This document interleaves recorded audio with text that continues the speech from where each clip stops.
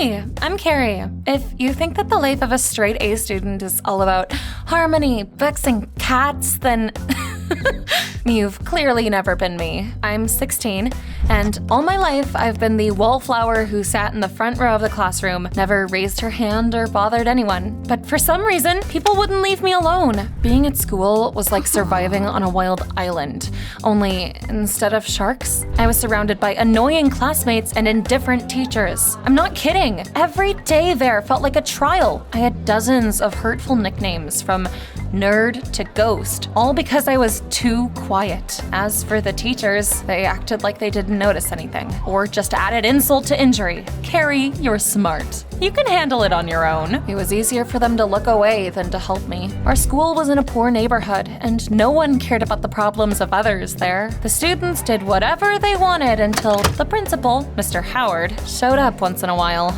Even the teachers were afraid of him. Everyone knew that he was on vacation most of the year, but whenever he came back, he turned everyone's life into a living hell. On those days, the school was dead silent, and even the bullies didn't dare cause any trouble. However, as soon as the principal left, things went back to normal. Among my bullies, Michael bothered me the most. He was the star of our school, a handsome athlete, the dream of all the girls, and of course, my worst nightmare. Every time I passed by him, he couldn't help himself. Hey Carrie, why are your clothes always so ugly? Everyone burst out laughing. I just kept walking, trying not to show how much it hurt. Do you know what the most annoying thing was? I couldn't say anything back. The words got stuck in my throat and I just silently swallowed the insults. At home, things were different. It was just me and my mom. I don't remember my dad at all. He died when I was just a baby, but my mom always said he was a good person. Although, to be honest, having my mom was enough for me. She was my favorite person, and whenever I came home crying, she sat down next to me and stroked my head. Carrie, don't let other people decide who you are. But Mom, those with power decide everything. Having power means taking responsibility. Many people don't understand that. She worked almost all the time, but she did it for us. Sometimes I heard her talking on the phone at night and laughing, and then one morning, she said she wanted to tell me something. Carrie, I have a surprise for you. Of course, I tensed up.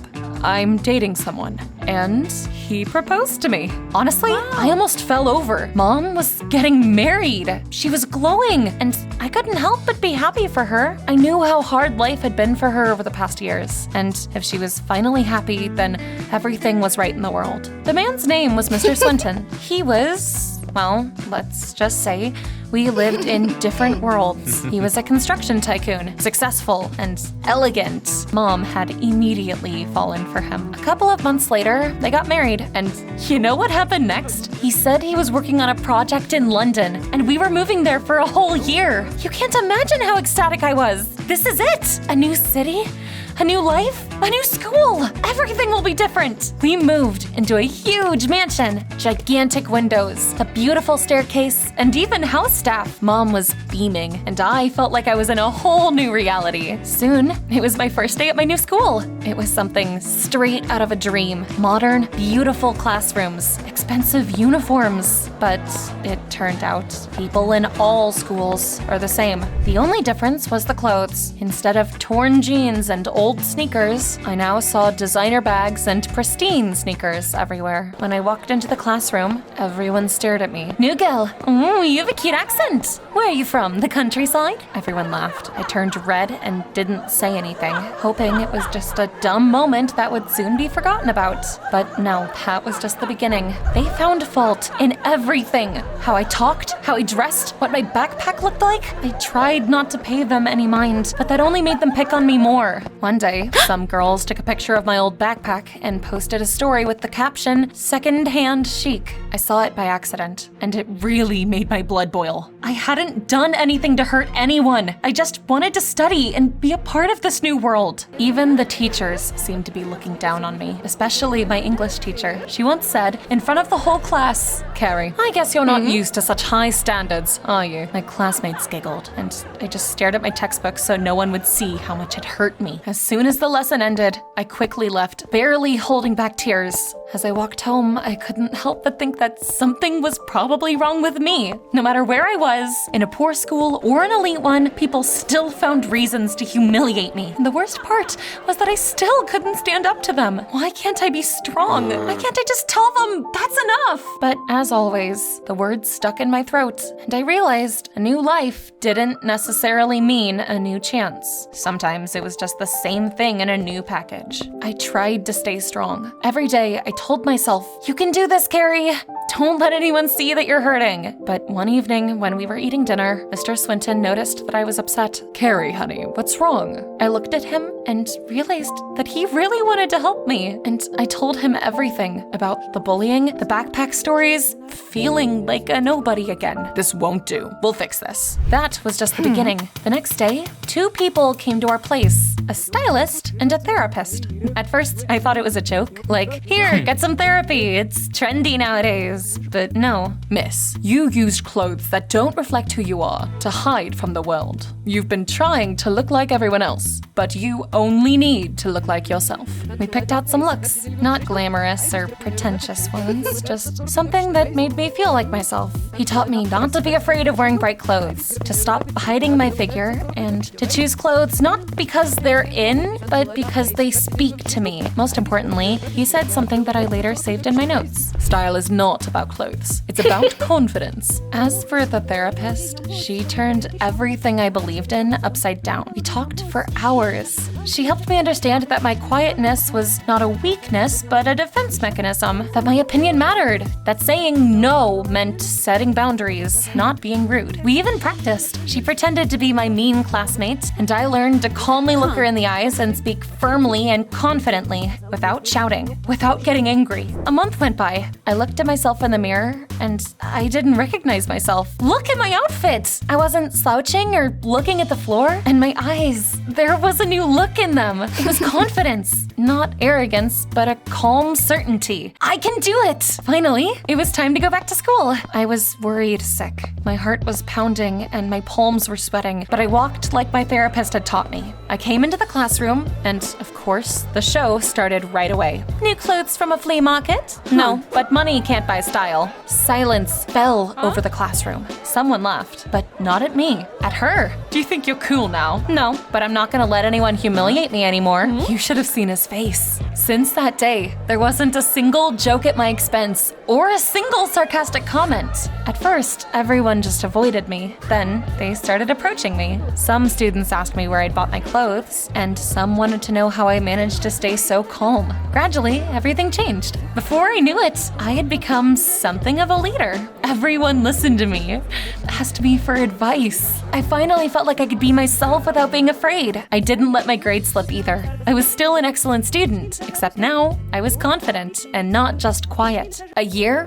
flew by. We went to the Maldives for the holidays. Just imagine, sun, ocean, sand, coconuts. It was paradise. I was lying on a sun chair, listening to music and thinking that life was finally getting better. But fate decided to surprise me once again. I saw Mr. Howard, the principal from my old school. He was sprawled out in a sun chair like the king of the world. At that moment, I thought I would explode like a pressure cooker. All the memories came flooding back to me at once. My humiliation, fear, his indifferent gaze. Mr. Howard, Who are you? don't you recognize a student from your own school?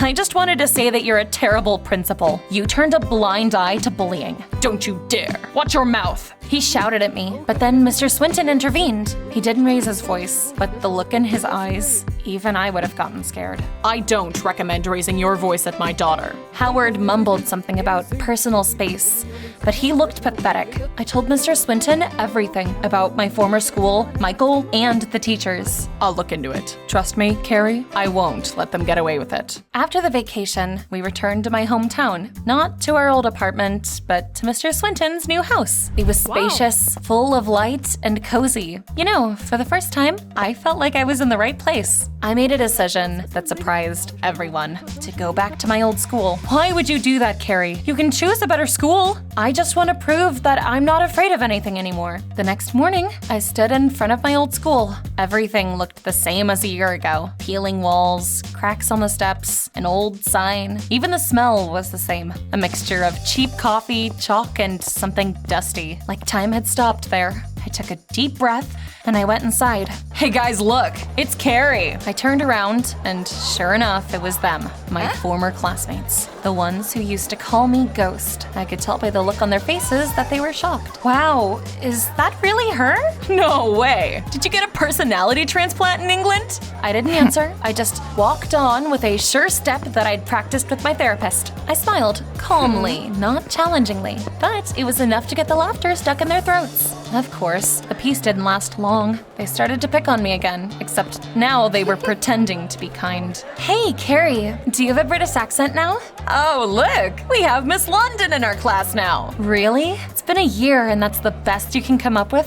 Even your jokes are the same. That shut them up. They weren't expecting it. Some of them looked down, some turned away. I was no longer the Carrie they could easily intimidate. Now, I could stand up for myself, and it seemed like everyone felt it. Soon enough, my classmates stopped bullying me. They kept whispering behind my back, but they did it quietly and pretended to be busy when I walked by. Even Michael, the most handsome guy at school, pretended not to recognize me at first, but I could see him sneaking glances at me. But the teachers were still the same, always busy, indifferent, like nothing that happened concerned them. Do you know what it feels like when adults are next to you, but it's like they're on another planet? Because that's what it felt like. I knew that if I didn't do something about it, nothing would ever change. I decided it was time to bring order to our school, not just for myself, but for everyone who was bullied there. I started with discipline. I made sure no one dared to come to school late, banned phones in classrooms, and even introduced dress code rules. No bold colors or psychedelic hoodies. Everything should be proper, like in a normal school. Everyone did as I said, and I felt powerful. It was a strange but compelling feeling.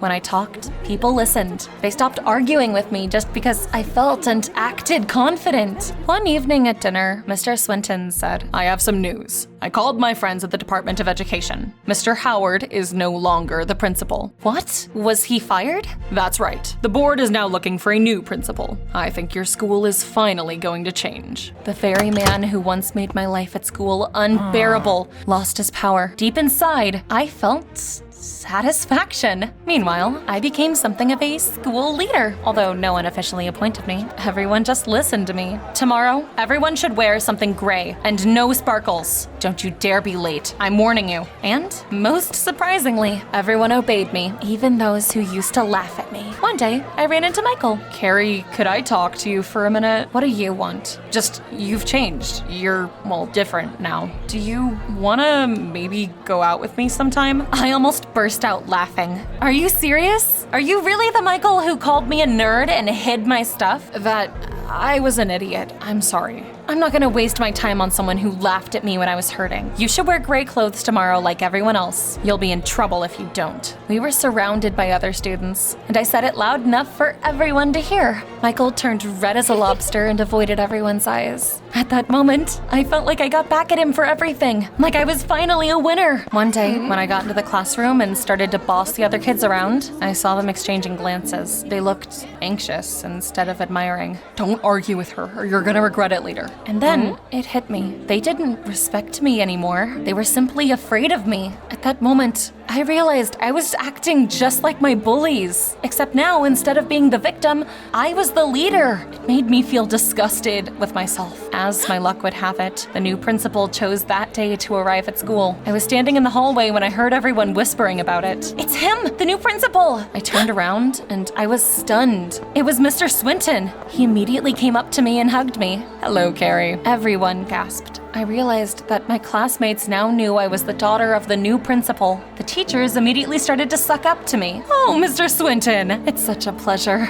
Our students are brilliant kids. Especially Carrie, she's an example for everyone." As he looked around, he noticed that there were no colors at our school. Everyone wore gray and their faces looked tense. "Did the previous principal do this to the school? Why is everything so depressing?" I finally realized that my no bright clothes rule, my obsession with control, and my orders turned my school into something I had once hated. It was me. I just wanted to bring back order, but I think I got carried away. He looked at me carefully, but didn't judge me. What matters is that you realized it. The next day, I gathered the whole class and said, "Guys, I was wrong. I shouldn't have tried to scare you. I'm sorry. I wronged you. Especially you, Michael. I went too far, and that wasn't fair." There was silence in the classroom, but then someone started to clap. Another student joined them, then another. At that moment, I didn't feel powerful. I felt respected, and that was so much more important. I've realized that power's not about making everyone do what you want. It's about inspiring, helping, and protecting others. Real power isn't about humiliating, but lifting up those who have fallen.